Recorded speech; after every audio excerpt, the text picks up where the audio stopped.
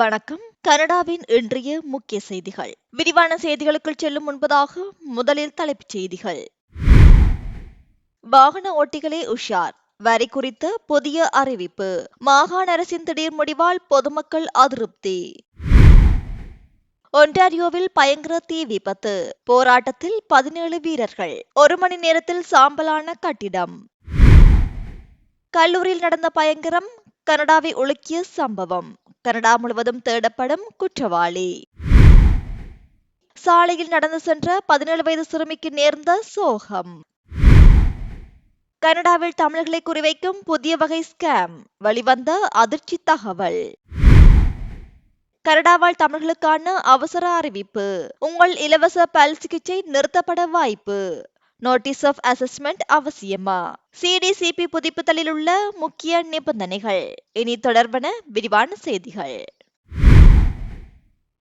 Time முதல் வெளியிட்டுள்ள 2026ஆம் ஆண்டின் உலகின் மிக செல்வாக்குமிக்க 100 நபர்களின் பட்டியலில் தலைவர்கள் பிரிவில் கனேடிய பிரதமர் மார்க் கார்னே கௌரவிக்கப்பட்டிருக்கிறார். ஐரோப்பிய மத்திய வங்கியின் தலைவர் கிறிஸ்டின் லகார்டி கார்னியின் உலகளாவிய ஒத்துழைப்பு பார்வையை பாராட்டி இவரை பரிந்துரைத்துள்ளார். லகார்டி அவரை நிதியியல் உலகின் ஜார்ஜ் குளூனி என்றும் ஒரு ராக் ஸ்டார் மத்திய வங்கி ஆளுநர் என்றும் வர்ணித்துள்ளார். கடந்த ஜனவரி 20ஆம் திகதி அன்று டாவோஸில் நடைபெற்ற உலக பொருளாதார மன்றத்தில் உரையாற்றிய கார்னி, பழைய ஒழுங்குமுறை இனி திரும்பாது என்பதை நாம் அறிவோம் என்றும், ஏக்கம் என்பது ஒரு உத்தி அல்ல, உடைந்தவற்றிலிருந்து வலிமையான மற்றும் நீதியான ஒன்றை நம்மால் உருவாக்க முடியும் என்று குறிப்பிட்டிருந்தார். இருப்பினும் அமெரிக்க அதிபர் டொனால்ட் ட்ரம்ப் இதனை விமர்சித்திருந்தார். கனடா அமெரிக்காவால் தான் உயிர் வாழ்கிறது என்பதை கார்னி நினைவில் கொள்ள வேண்டும் என அவர் எச்சரித்திருந்தார். 2025இல் லிபரல் கட்சி தலைவராக தேர்ந்தெடுக்கப்பட்டு தற்போது பெரும்பான்மை அரசினை வழிநடத்தும் கார்னி 2016இல் ஜஸ்டின் ட்ரூடோவுக்கு பிறகு இந்த பட்டியலில் இடம் பிடித்த முதல் கனடிய பிரதமராக தேர்ந்தெடுக்கப்பட்டுள்ளார். அல்பர்டா மாகாணத்தில் விதிக்கப்படும் லீட்டருக்கு 13 சென்ட்ஸ் எரிபொருள் வரியை ஜூலை 1ஆம் தேதிக்கு முன்னதாக ரத்து செய்யும் திட்டம் ஏதுமில்லை என்று பிரீமியர் டேனியல் ஸ்மித் தெரிவித்துள்ளார். பெடரல் அரசு தனது கலால் வரியை தற்காலிகமாக நிறுத்தி வைத்துள்ள போதிலும் கச்சா எண்ணெய் விலையில் நிலவும் நிலையற்ற தன்மையை காரணம் காட்டி ஸ்மித் இந்த முடிவை எடுத்துள்ளார். எண்ணெய் விலை பேரல் ஒன்றுக்கு $90 மேல் சென்றால் மட்டுமே அடுத்த காலாண்டில் வரி ரத்து குறித்து பரிசீலிக்கப்படும் என்று அவர் தெரிவித்துள்ளார். இந்த வரி வருவாய் மாகாணத்தின் 1.7 பில்லியன் சாலை பராமரிப்பு பணிகளுக்கு தேவைப்படுவதாக அவர் வாதிட்டுள்ளார். இருப்பினும் எதிர்க்கட்சித் தலைவர் நஹீத் நென்ஷி இந்த தாமதத்தை கடுமையாக விமர்சித்துள்ளார். மக்கள் பொருளாதார ரீதியாக சிரமப்படும் வேளையில் மாகாண அரசு வரியை குறைக்காமல் லாபம் பார்ப்பதாக அவர் குற்றம் சாட்டியுள்ளார். கனேடிய பல் மருத்துவ காப்பீட்டு திட்டத்தில் இணைந்துள்ள பயனாளர்களுக்கான முக்கிய அறிவிப்பு வெளியாகியுள்ளது. உங்கள் காப்பீடு எந்தவித தடையுமின்றி தொடர வேண்டுமானால் வருகின்ற ஜூன் 1ஆம் தேதி 2026க்குள் அதனை அவசியம் புதுப்பிக்க வேண்டும் என்று தெரிவிக்கப்படுகிறது. புதுப்பிக்க தவறினால் உங்கள் காப்பீட்டில் இடைவெளி ஏற்படும். அந்த இடைக்கால சிகிச்சைகளுக்கான செலவுகள் திரும்ப வழங்கப்பட மாட்டாது என்று பல் மருத்துவர்கள் சங்கம் எச்சரித்துள்ளது. அதன்படி குடும்ப நிகர வருமானம் $90,000க்கும் குறைவாக இருக்க வேண்டும் என்றும், உங்களிடம் தனியாக எந்தவொரு தனியார் பல் மருத்துவ காப்பீடும் இருக்கக்கூடாது என்றும் 2025ஆம் ஆண்டுக்கான வரி தாக்கல் செய்து CRAவின் நோட்டீஸ் ஆஃப் அசஸ்மெண்ட் பெற்றிருப்பது அவசியம் என்றும் தெரிவிக்கப்படுகிறது. பயனாளர்கள் மை சர்வீஸ் கனடா அக்கவுண்ட் இணையதளம் வழியாகவோ அல்லது 183353743442 என்ற எண்ணை தொடர்பு கொண்டு புதுப்பிக்கலாம் என்று தெரிவிக்கப்பட்டுள்ளது. இந்த திட்டம் முழுமையான இலவச சிகிச்சை அல்ல. உங்கள் வருமானத்தை பொறுத்து சிகிச்சை கட்டணத்தின் ஒரு பகுதியை நீங்களே செலுத்த வேண்டியிருக்கும். எனவே சிகிச்சை தொடங்கும் முன் உங்கள் மருத்துவரிடம் ஆலோசிக்குமாறும் ஜூன் 1ஆம் தேதிக்குள் புதுப்பித்து உங்கள் பலன்களை உறுதி செய்து கொள்ளுமாறும் கேட்டுக் கொள்ளப்படுகிறார்கள்.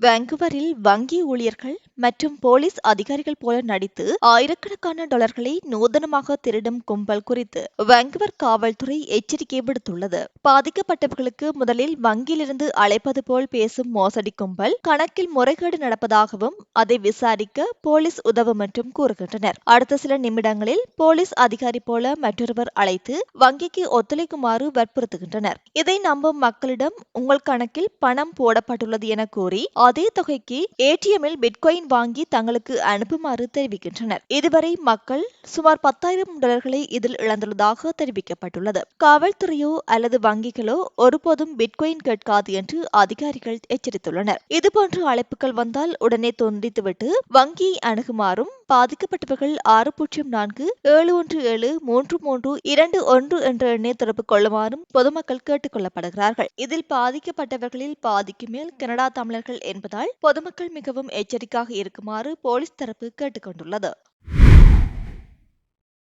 ஆஷவாவில் வெள்ளிக்கிழமை இரவு நிகழ்ந்த கார் விபத்தில் 40 வயது நபர் உயிரிழந்துள்ளார். ஏப்ரல் 17 இரவு 10:30 மணியளவில் ஆடிலைட் அவென்யூ ஈஸ்ட் பகுதியில் இந்த விபத்து நிகழ்ந்துள்ளது. மேற்கு நோக்கி டொயோட்டோ காரில் சென்ற அந்த நபர் எதிர்பாராத விதமாக சாலையை விட்டு விலகி அடுத்தடுத்து 2 பெரிய மரங்களில் மோதி நின்றுள்ளார். இதில் கார் பலத்த சேதமடைந்து உருக்குலைந்துள்ளது. விபத்து நடந்த இடத்திலேயே ஓட்டுநர் உயிரிழந்ததாக டர்ஹம் போலீசார் உறுதிப்படுத்தினர். விபத்துக்கான காரணம் குறித்து விசாரணை நடத்தி வரும் போலீசார் தகவல் தெரிந்தவர்கள் கிரைம் ஸ்டாப்பர்ஸ் அமைப்பை அணுகுமாறு கேட்டுக் கொள்ளப்படுகிறார்கள்.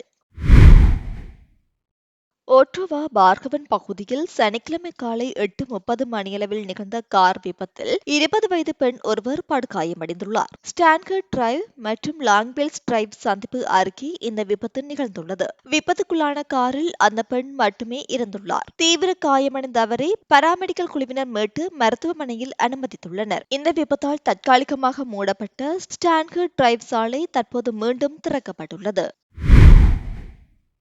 கனடாவின் சர்பரி பகுதியில் வியாழக்கிழமை இரவு நிகழ்ந்த கோர விபத்தில் 17 வயது சிறுமி உயிரிழந்துள்ளார். வெஸ்ட் மவுண்ட் மற்றும் வில்லியம் அவென்யூ சந்திப்பில் இரவு 10 மணியளவில் அந்த சிறுமி நடந்து சென்றபோது வாகனம் அவர் மீது மோதியுள்ளது. உயிர்காக்கும் சிகிச்சைகளுடன் மருத்துவமனைக்கு கொண்டு செல்லப்பட்ட சிறுமி அங்கு சிகிச்சை பலனின்றி உயிரிழந்துள்ளார். விபத்தை ஏற்படுத்திய ஓட்டுநர் தப்பிச் செல்லாமல் சம்பவ இடத்திலேயே தங்கியிருந்து ஒத்துழைப்பு வழங்கி வந்துள்ளார். இந்த விபத்து குறித்து போக்குவரத்து பாதுகாப்பு பிரிவினர் தீவிர விசாரணை நடத்தி வருகின்றனர். இதுகுறித்து தகவல் அறிந்தவர்கள் 7056759171 அல்லது 7052228477 என்ற எண்ணுக்கு தொடர்பு கொள்ளுமாறு காவல்துறை கேட்டுக் கொண்டுள்ளது. உயிரிழந்த சிறுமியின் குடும்பத்தாருக்கு காவல்துறை ஆழ்ந்த இரங்கலையும் தெரிவித்துள்ளது. கனடாவின் மான்ட்ரியால் செயின்ட் லேனோனட் பகுதியில் உள்ள வணிக மற்றும் குடியிருப்பு கட்டிடத்தில் மர்ம நபர்கள் தீ வைத்துள்ளனர். அதிகாலை சுமார் 4:15 மணியளவில் ஜீன்சாலன் வீதியில் தீ எரிவதாக வந்த தகவலை அடுத்து தீயணைப்பு படையினர் விரைந்து வந்து தீயை கட்டுப்படுத்தினர். முதற்கட்ட விசாரணையில் ஒன்றுக்கும் மேற்பட்ட மர்ம நபர்கள் தரைத்தள நுழைவு வாயிலில் தீயை வைத்துவிட்டு அதிகாரிகள் வருவதற்குள் தப்பியோடியது தெரியவந்துள்ளது. சம்பவ இடத்திலிருந்து எரியூட்டும் பொருட்கள் கண்டெடுக்கப்பட்டுள்ளன. இந்த சம்பவத்தில் யாருக்கும் காயம் ஏற்படவில்லை. கட்டிடத்துக்கு ஏற்பட்ட சேதமும் மிக குறைவு. தப்பியோடிய குற்றவாளிகளை அடையாளம் காண அந்த பகுதியில் உள்ள சிசிடிவியை காவல்துறையினர் ஆய்வு செய்து வருகின்றனர். இதுவரை யாரும் கைது செய்யப்படவில்லை. விசாரணை தீவிரமாக நடைபெற்று வருகிறது. ஒன்டாரியோவின் சார்னியாவில் லாம்டன் காலேஜ் வளாகத்தில் கடந்த ஏப்ரல் 10 நடத்தப்பட்ட துப்பாக்கிச் சூட்டில் 20 வயது டேன் நிஸ்பெட் பலியானார். இந்த வழக்கில் தேடப்படும் முக்கிய குற்றவாளி கியாவ் சின் டவ் லண்டனின் பூலி ஸ்ட்ரீட் பகுதியில் பதுங்கியிருக்கலாம் என போலீசார் சோதனையை தீவிரப்படுத்தியுள்ளனர். அந்த நபர் மீது 2ஆம் நிலை கொலை மற்றும் 2 கொலை முயற்சி வழக்குகள் பதிவு செய்யப்பட்டு கனடா தழுவிய பிடியாணை பிறப்பிக்கப்பட்டுள்ளது. இவர் தனது அடையாளத்தை மாற்றிக்கொண்டு தலைமறைவாக இருக்கலாம் என அஞ்சப்படுகிறது. சந்தேக நபரை பிடிக்க உதவும் தகவல் அளிப்பவர்களுக்கு $25,000 வெகுமதி அறிவிக்கப்பட்டுள்ளது. குற்றவாளிகளுக்கு தஞ்சம் அளிப்பவர்கள் மீது கடும் சட்ட நடவடிக்கை எடுக்கப்படும் எனவும் போலீசார் எச்சரித்துள்ளனர். பொதுமக்கள் தகவல்களை கிரைம் ஸ்டாப்பர்ஸ் மூலமாக இரகசியமாக வழங்கலாம் என்றும் தெரிவிக்கப்படுகிறது.